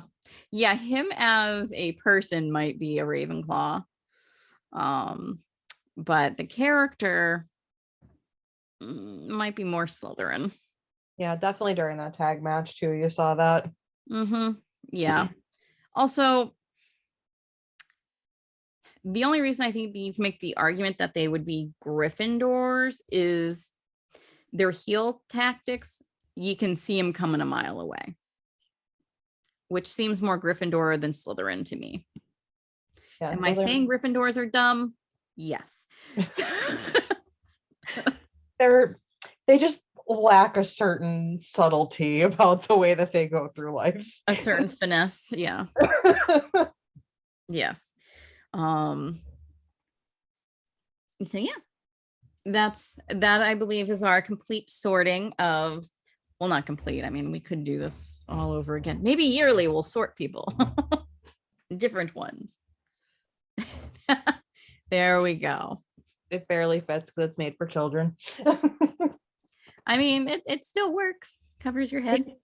It doesn't work in that it talks anymore, but no, I'll have to find new batteries and when we do this again. Yeah, with our luck, it'll just keep going off in the background. It did that to me once. It just kept sorting like the air. Oh my god, did you have a Furby when you were a kid? No, I had just like got a little too old. Yeah, by the time the Furbies came along. That and like Tickle Me Elmo. I was in middle school already when that came out. I was in elementary school for both of those things, and I had baby Furbies. I had two of them, thank God, because those things, like if you can't get them to shut up, what you can do is like, it was a combination of like, you had to like squeeze their heads and their feet and then put them next to each other and they would sing each other to sleep, which was really cool. Other than that, the only thing you could do is shove them under your bed and it would yell about how it was so dark and it was afraid, like you were some sort of monster, until it like self-soothed itself to sleep. It was those things freaked me out to begin with. If I had one, I probably would have lit it on fire. At least the ones when we were kids were real cute. Like they were like not demonic looking. My nephew, granted, he's turning 17 this year, but when he was 2, I think when he was turning 2, someone got him a Furby then. So this would be almost, 14, 15 years ago. the thing looked scary and he reacted as such, as did I was just like, oh, that is not the Furby of my youth. What has happened to it? It sold its soul. That's what happened. I thought they were freaky looking even back in the 90s. Like I just never understood. I used to look Yeah. those things and think like, how the hell do kids have those and not have nightmares? You know, it started off with the Teddy Ruxpins, I love and then yeah, until their batteries die, and then they're real scary and freaky. Uh, so it started with those, and we went to Furbies. They're slowly just getting weirder. I don't know any kids' toys nowadays, but no. oh. Tickle Me Elmo is creepy too. Like I remember my best friend when I was younger, she has a younger sister. We're friends now too, but at the time, like she was like a kid, and they had, or no, it wasn't her. It was, okay, I'm sorry, I'm a liar. I was a little older. So it was my best friend's nephew. It was the little sister. She had a kid like young. And I remember we were staying over at my best friend's grandmother's, but like all of her nephew's toys were in the grandmother's house. Mhm. And it was me, my best friend, and another one of her friends from college was in. And it was like 3 a.m. We're trying to sleep, and some Elmo just start talking out of nowhere, like 3 a.m. And I'm just like, oh my God, I am not high enough for this. Like, I need to go home. My It just God. started like the ha ha, that tickles. And I'm like, oh, no, no. When I was in high school, one of my friends, her mother threw her a surprise party, my friend Katie, and we went over, and my best friend Deanna had this habit of getting people really bizarre gifts that were hysterical. So she found a Tickle Me Elmo that had been recalled, and this is why. So it had like a daisy on its head, and it sounded like it was saying "fuck me," like very clearly. That's what it was saying. Enough so that when Katie hit it and it started saying that, her mother was like, "Excuse me," and because it's supposed to be saying like "pluck me," because of the Hours. Okay. yeah, and I guess like if you, I don't know, but there was something else too, and so it would say "pluck me," aka "fuck me," and then start shaking, Oh like no. vibrating. Yeah. Oh no. That, no wonder that was recalled. Yeah, I asked her a few years ago if she still had that, and she was like, "No," and I was like, "Why?" Oh, what a great thing to keep your paws on. Like, break that out at parties. Come on. Yeah, conversation starter. That's definitely. Exactly. I mean, keep it in your car. If you have someone who you don't know what to say to them, or like get a big purse, just break that out and be like, turn this on. Oh God, that's too funny. Yeah. High school kids, man. Yeah. Oh, they're all so interesting and strange. I myself am strange and unusual. Mm. Yeah. Is there anything else you wanted to touch on this episode? Well, there's one big thing that we didn't mention at all, but it was a debut that happened on Dynamite last night. Oh, Jeff, yeah. Yeah. It was just so I wasn't they made it so obvious he was coming out, like so unbelievably obvious. That when he came out, I was just like, yep, there he is. Well, I mean, Jeff did flat out say, yeah, I'm going to AEW. So, like, everybody, it wasn't really a secret. Yeah. Everybody knew what was happening. So, like, I felt like it was fun. Like, even though I knew that he was coming because, Sting and Darby came out and still they were outnumbered. So, you knew that Jeff was coming.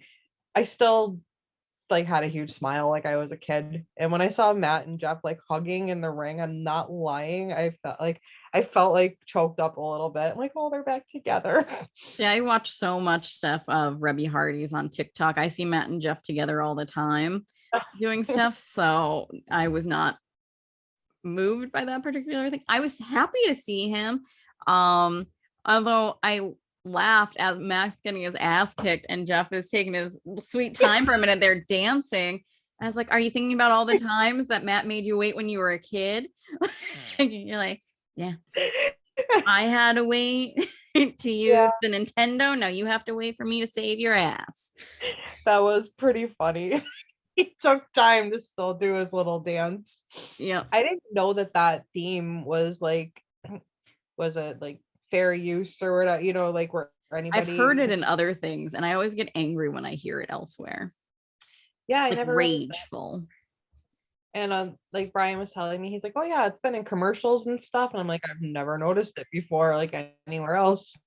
The first time I heard it it was a commercial, rage, pure rage, because I knew the Hardy Boys weren't coming out. I was just like, how dare you?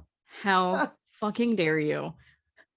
Like there's a certain amount of adrenaline that rushes through my body when I hear that. And I can't just be having a commercial come on and do that to me. I have a conditioned response. Right. I said to Bryan last night when Jeff came out and like he and Matt were like hugging in the ring and they were back together. And I go, and there's Christian watching backstage with a single tear. Right? Yeah. Yeah, Edge isn't going anywhere. No, there's no way. Edge is gonna, not a chance. We'll see Christian go back to end his career in WWE with Edge before we'd see Edge go over to AEW, I think. Yeah. And I think Christian has said that he wants to end his career in AEW, which I think he will, like, I think he'll do that for when he's a steady wrestler, right? Like where he's, wrestling, once a week, or, he's on TV fairly frequently. I would not be surprised if once Christian retires from full-time in-ring, if that's when we see him pop up again to do something with Edge or something in WWE, a Royal Rumble, that sort of thing. I feel like that they'll do like at least one more thing together before they call it quits, because they started together, they'll probably end it together. Yeah. And I think had WWE not fucked up so badly with Jeff, they might have been able to lure Matt back to have the Hardys actually end there, because that was what they wanted to do. They wanted to end their careers there. And I don't think it's going to happen. No, it's definitely not happening now. They fucked it up far too much. But yeah, well, I mean, Jeff flat out said, fuck WWE. Yeah, I'm going to AEW. Like, they definitely burned a bridge there, or whatever they did with him. Like, yeah. I think there would have to be a massive overhaul of folks who are in, let's say, talent relations. Yeah. But and also the thing where I'm sure you heard where no one knows if Triple H is going to be able to return back to work. Yeah. And I was just like, I'm not emotionally prepared to handle this. That's a bummer. Yeah. Because I'm so sad for him, because that's been his passion. And I'm very sad for me and all of the wrestlers, but mostly me. I was gonna say, I'm sad for the talent. Like, yeah, not just the talent, like everyone. He's just so like good to the younger talent. Like, he was just like such a dad to NXT people, and it's so sad to see that all of that has fallen apart. Yeah, just heartbreaking. Like, every once in a while, like, we'll turn on NXT 2.0 for like a minute just to see what's going on, and we'll like, Bryan and I will just look at each other and be like, yeah, no, like, this is not, but click back off, can't do it, sorry. well, Dolph Ziggler is now the NXT champion. Yeah, Mr. Full-time Jobber on the main roster goes down to NXT to win their top belt and take it off the guy they were trying to, like, none of it makes sense. They're trying to build this new big guy and they send down Ziggler. Like, well, I mean, to make him better in the ring, 100% Dolph Ziggler is who he should be working with. So some people are speculating that the reason, because Braun Breaker wasn't the one who was pinned, it was Ciampa. That Braun Breaker is going to be moved up to the roster sooner than folks think, main roster. I don't think they should do that at all. One, I don't think there's room for him necessarily. And he's not where he needs to be in front of the crowd. Like, it's not even necessarily his wrestling. His wrestling's fine. Like, it's serviceable. It can definitely, from what I've seen, and I haven't seen that much, like, he can go just fine. I think I mentioned this before about how he might want to invest in some sunglasses like Bret Hart did, because his eyes like take me out of it, because you will occasionally see like the fear and the uncertainty in them. And it does not work when you're holding the championship belt just given like a regular everyday promo. Gotcha. And How long before we see him in BDSM gear? I I think it really just depends on if it's the writer's fetish or not. I mean, apparently it is, and here comes another NXT champion up to the main roster. Oh, it didn't work on Cross. Let's try it on this guy. Yeah. Ugh. Yeah, I know. Do you remember what was her name? She was one of the winners of Tough Enough. It was the year that two women won. So I think it was the second year. I didn't watch Tough Enough, so I don't know. And that's also like the era that I wasn't really watching, like the whole Divas. So this was right before like the Divas really. So this was the Tough Enough that like they were training the reality TV show era, like right after Maven, and Nydia, it was the next season. And I can't remember, but she was a full-on dominatrix. Full on. Like, and yeah, I watched that when I was like 13, 14 years old. And okay. I will get back to that thought. I'm just gonna make myself a note. But yeah, so it's not something that is unfamiliar with WWE. So I thought I just had that I got really excited about. Do you remember me prattling on the one day about how I don't know why wrestling does not try to appeal to the gay masses more, because it is yeah. So I was watching RuPaul's Drag Race, as I do, and Diabetti had said that she loved watching wrestling as like that was like when, and it's her because she's in drag at that point, but when they had their like realized that they were gay, because watching specifically it was like Stone Cold Steve Austin, just like the sweat dripping down him and all this other stuff.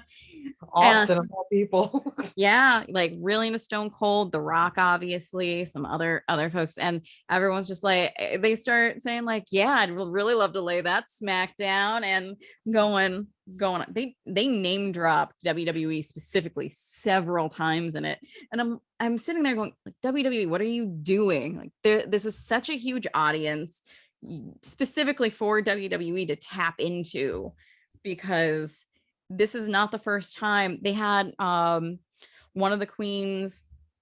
There's something called Snatch Game, and it's where they impersonate a celebrity, and it's like what is, I can't even remember what the actual game is called. It's from like the 80s or something, where you try and guess what the host, like they'll be like they're given a clue and you try and match the celebrity guess, basically. The celebrity game. Match game. Yeah, that's what it is. So this is Snatch Game, because Drag Race. And the one person actually was China, and I was just so thrilled. I was like on cloud nine. They didn't win, but they won in my heart. That's awesome. Yeah. So I was just like, see, the drag world is on the side of this collaboration. Make it happen. Make it happen, Vince McMahon. Probably not while he's alive. I don't know if he saw all the money that was possible to be made. Yeah, that's true. I mean, Drag Race has its own drag con every year that is huge. Like, it's a big thing, and it has its own network now. So Never even knew that was still on. That's insane. Yep. Yeah, there's Drag Race US, Drag Race UK, Drag Race Canada, Thailand, Italy, Spain, and then they have All Stars, and they just did, well, they're in the middle of doing UK versus the world. So yes. I don't think I've watched it since how old is Lily? 2012 then, right? No, 2013. Oh, so you watched like the first like 1 or 2 seasons then? Yeah, she was just a kitten like in the palm of my hand last time I watched that, and she's gonna be 9 this year. So yeah, 2013. Yeah, it's I love it. I have an addiction. So of course I want to push the things that I love together. As you can see, we did that already.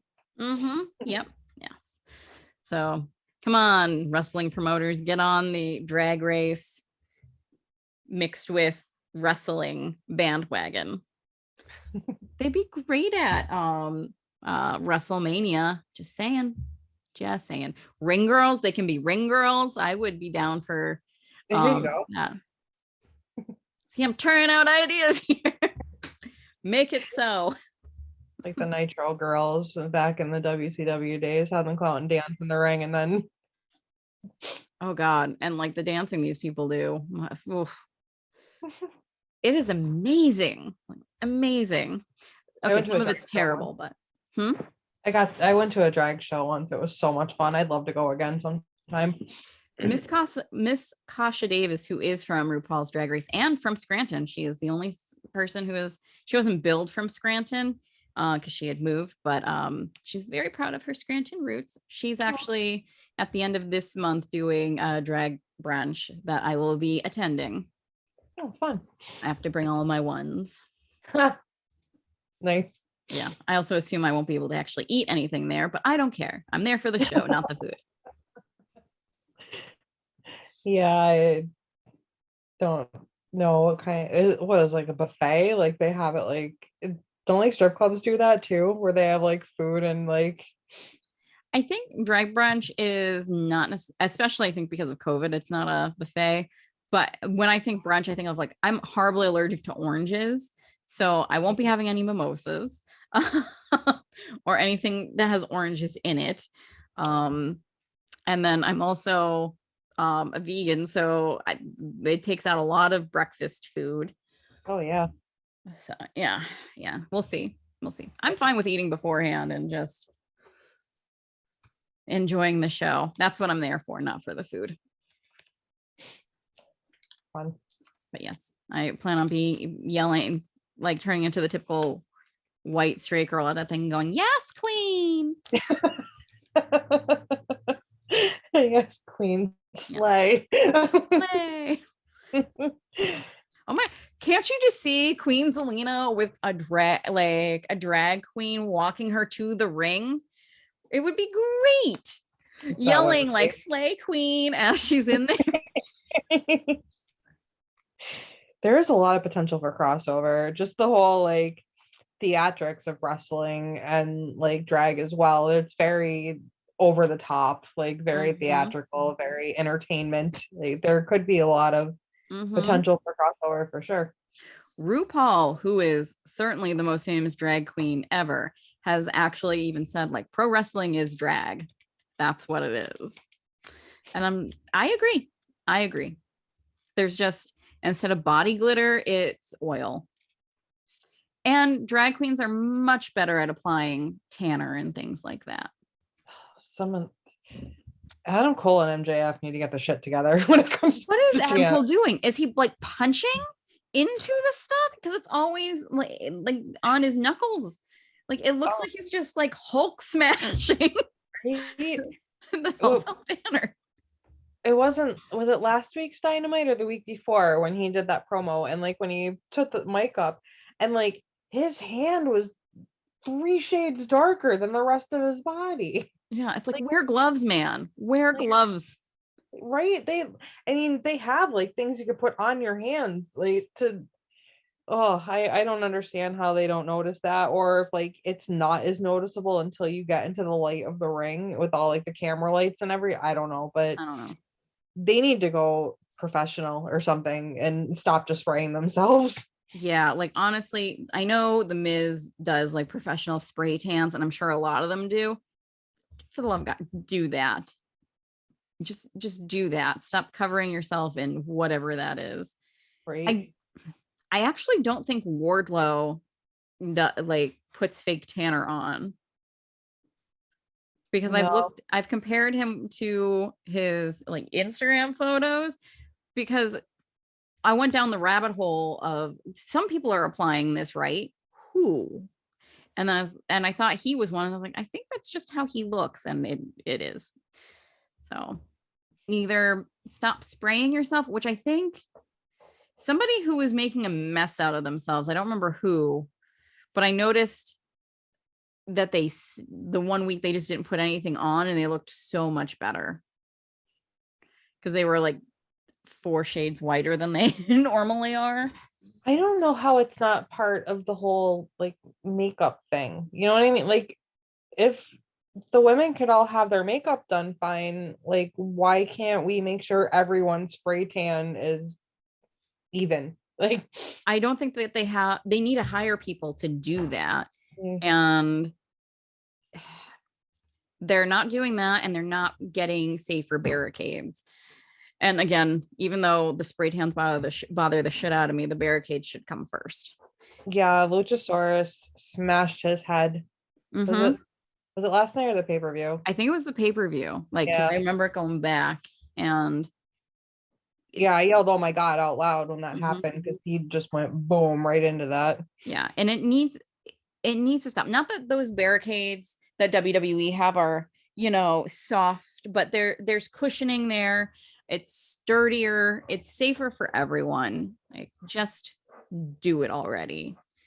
I it it st- we've had in the past week, we've had what, 3 debuts? Mhm. 1 week. Just for 1 week, don't sign someone and you can get these I think barricades.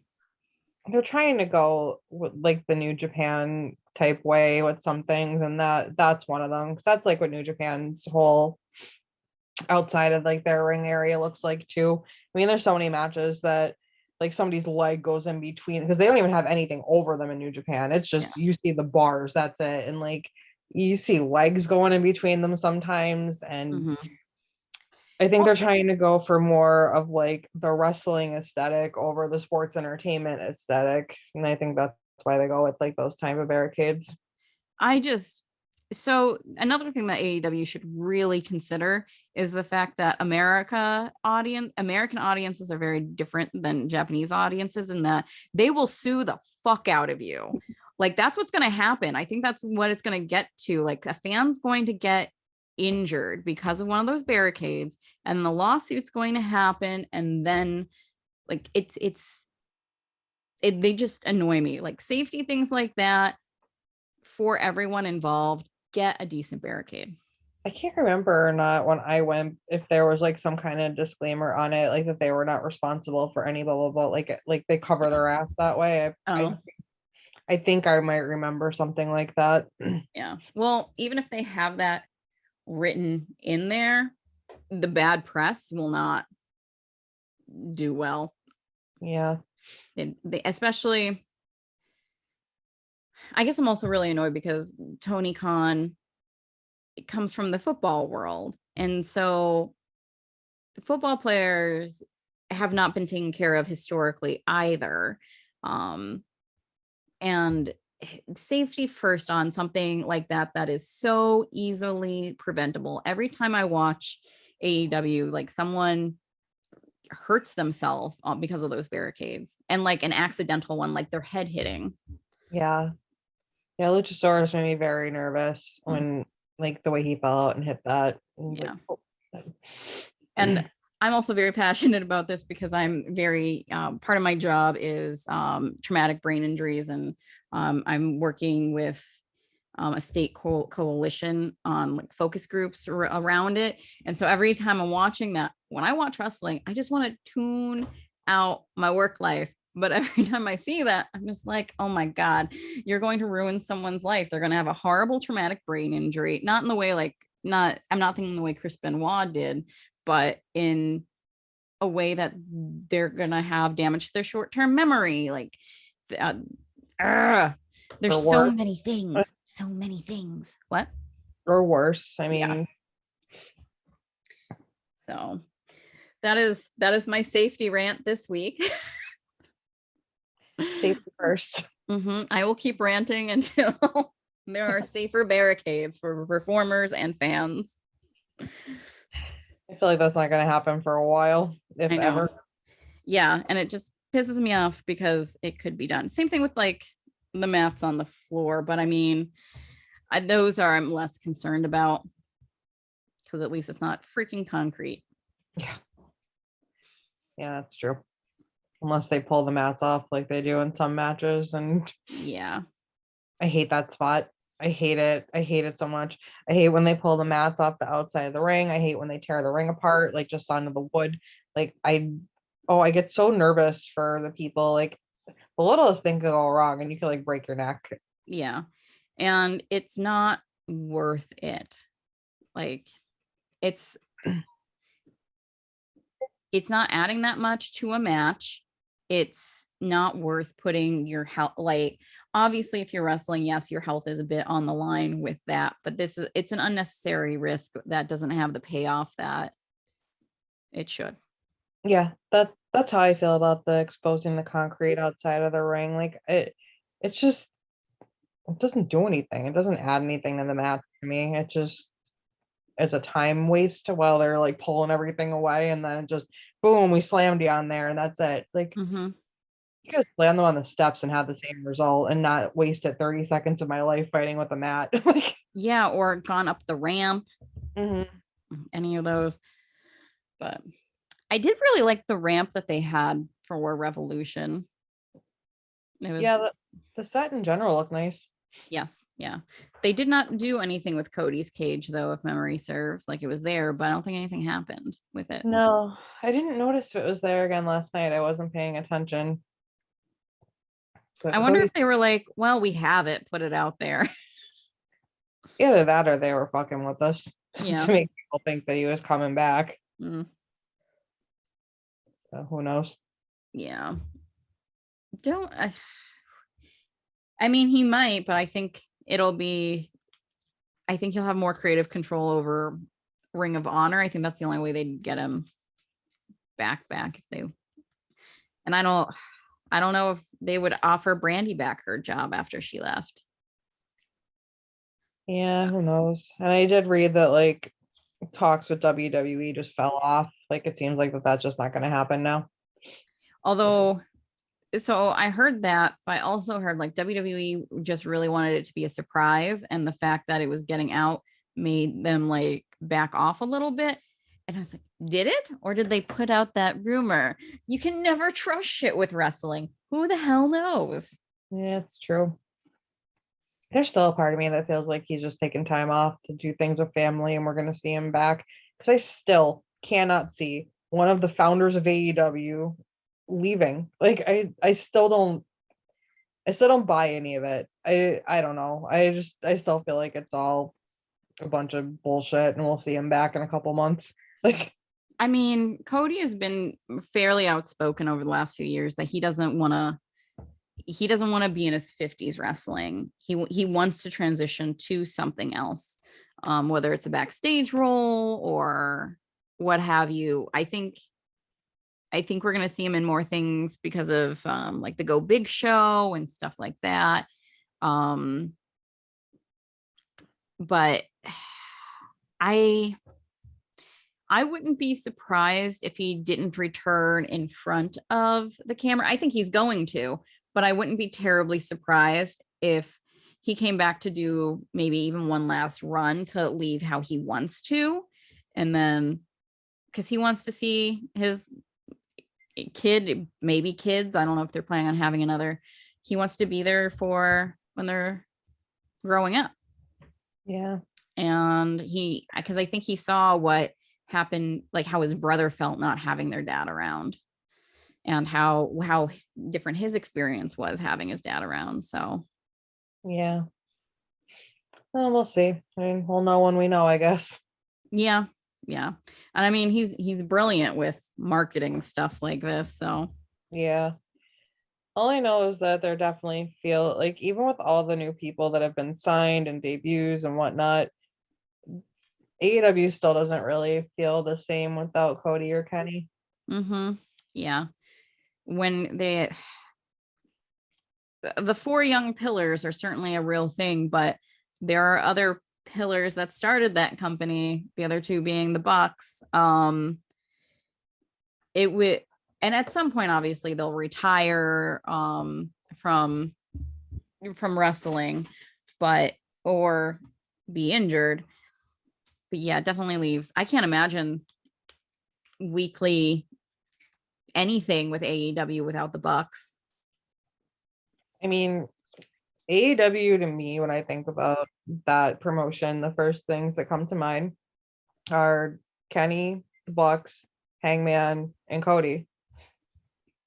That's just I also think I Britt Baker, but I think not anyone else besides them, because of me following the whole journey, like on BT, yeah, like back from like 2017, when it was just them talking about like All In, or was that 2018? I don't remember. Whatever, like years, like back from around the time when Jericho showed up to like face Kenny, like back around then, in New Japan, like following that whole thing before like it was even thought of, and just I can't imagine that company without any of them, and with two of them missing right now, it definitely feels like there's a hole.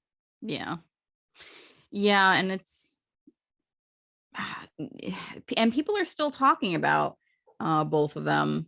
You know, obviously we know Kenny's coming back, but people are still talking about Cody and where he might possibly be. There's just this question mark hanging in the air. Speaking of Kenny, could I tell you how I fucking screamed when his music started playing on Sunday? And then how I wanted to throw something at my TV when it was just Don Callis coming out? Like, oh my God, I was so mad. Brian, like, he went upstairs for something. And as soon as he went upstairs, Kenny's music hit. And all I did was like text him KENNNNNNNNY with all a bunch of exclamation points and like all capital letters. And then as soon as Callis came out, I go, oh, never mind. like don't bother coming downstairs. It's not worth it. Oh, I was so mad. Yeah. I was so as soon as that happened, I was like, ugh. And I forget, I think I got up to take the dog out and I was like, no, I'm not interested. So angry. I missed half of his promo because I was too busy bitching about how it wasn't really Kenny. But that did make me hopeful that he's coming back soon, that they're already like teasing that. So Well, I think because so many people thought he was coming back at this pay-per-view that they had to. And I mean, it is the heel thing to do. He's gonna come back as a heel, but he's gonna transition to babyface with the Bucks. I mean, that's coming. Yeah. And it's gonna be a whole Kenny and Hangman and the Bucks type angle. And it seems like they're sowing the seeds of descent with the Dark Order with Hangman too. I don't know if they're gonna try to turn Dark Order back heel or what the hell is gonna happen, but how can that little Hufflepuff be bad? well, I mean, he does love Adam Cole. He does. But I mean, he also loves Wardlow. That is true, but he did love Wardlow, and Wardlow was still a heel. I never truly saw Wardlow as a heel. Just paid muscle, you know. More of a more of a socio psychopath than heel. You know. But I mean, and fair to War Daddy in that he's a big Batista fan, and his career, it's starting to go that way. I mean, it started off the same. I mean, granted, Warlords was much more successful than Batista as Devon Dudley's Deacon with the chain, with the God. Wasn't watching, but I've seen. I know what you're. Yeah. So I mean, his was much more successful than that, but hopefully he'll have a much longer career than Batista. Batista also got into wrestling a little bit later, like than the average bear, as did Wardlow. So I'm just really excited to see what happens for like with a bunch of different shit, right? Like last night's episode of Dynamite, we were maybe like an hour and a half into it, and I just looked over at Bryan. I was like, this episode's just been fun. Like, it went by so fast. So much shit happened. So many new storylines are starting. Like, I'm just really excited for what is going to be coming. There's so many possibilities and so many new things, and it feels like there was a redo. Like, we're on a new chapter. We're starting to move on to like another chapter. yeah. Again, like the thing that WWE does better than AEW is the women's division. But I mean, otherwise, I don't think that there are any men's storylines in WWE that I am nearly as excited about. Yeah, with AEW. I can't think of any of them. No. Oh no, wait. I really did like that Finn Balor got the championship. Same thing with Ricochet. Like, I like that they've made those changes. And I think Damian Priest is going to go further up the card with his heelish self. Although I think I prefer him as a babyface, but he's got Gryffindor energy, I think. I feel like they're just going to do back and forth with Damian and Finn Balor for a while, because that's how that company operates. I think he's going to wind up going further up the card, and he's an older guy. Like, I don't know how many bumps are left on his bump card, so I'm fine with him having like a sort of faster track up the ladder. Not that I ever. Okay, no, I probably have whined about someone going up too fast.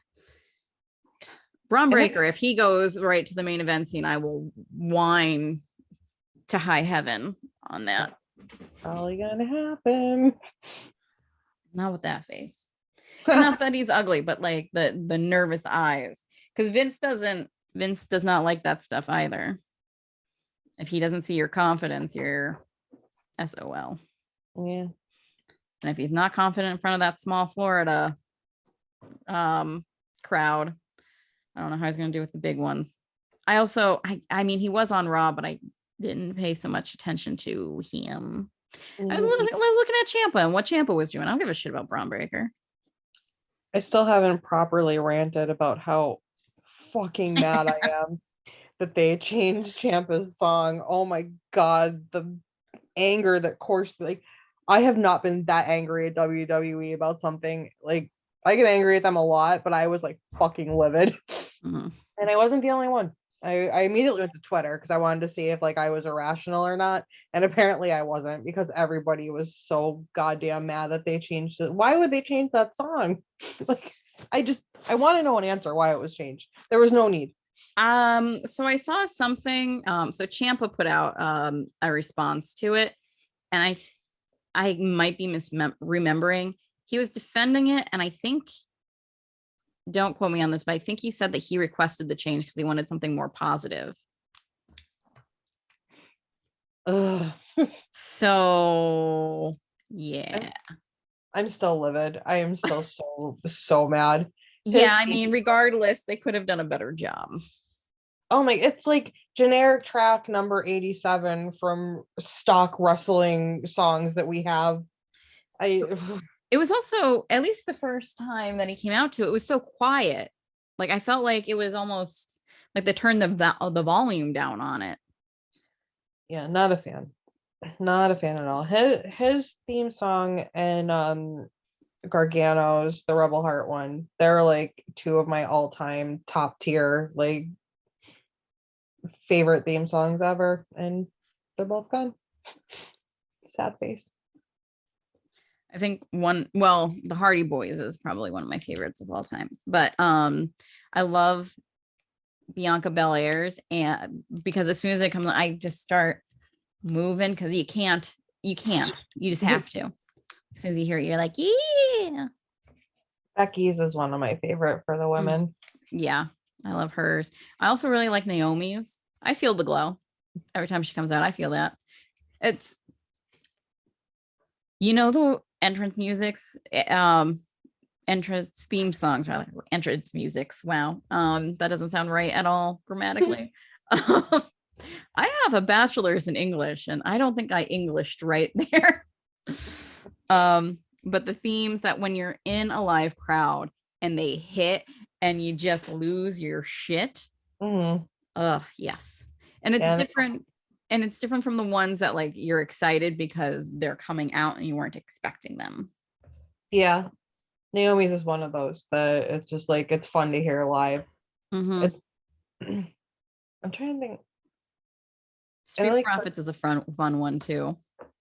Yeah. And Usos. Anything that you can interact with, really. Maybe that's just me. As soon as their music hits, I do the Uso. I love Roman's new theme, the non-shield one. Like the shields was that was a great wrestling theme, like entrance theme. But I really like Roman's new one. I think they did a good job.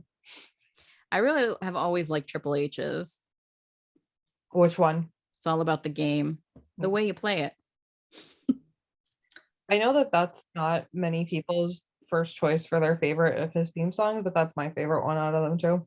Yeah, I really like that. Obviously, DX is, it's its own league of iconic at this point. It's like the NWO and I was gonna say, what would you choose, NWOs or DXs?